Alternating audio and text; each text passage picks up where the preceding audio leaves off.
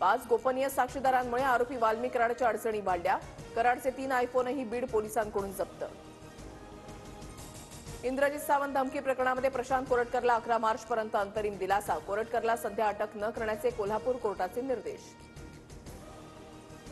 पुणे अत्याचार प्रकरणामधील आरोपी दत्तात्रय गाडेची डीएनए चाचणी होणार. ससून रुग्णालयामध्ये गाडेची लैंगिक क्षमता चाचणी करण्यात आली. उद्यापासून राज्याच्या अर्थसंकल्पीय अधिवेशनाला सुरुवात होणार. आज चहापानाचा कार्यक्रम. कोकाटे मुंडेंच्या राजीनाम्यावर विरोधक आक्रमक होण्याची शक्यता.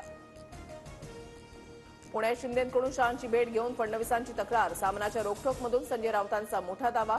शिंदे आणि शहांमधील कथित संवादही सामनातून प्रसिद्ध.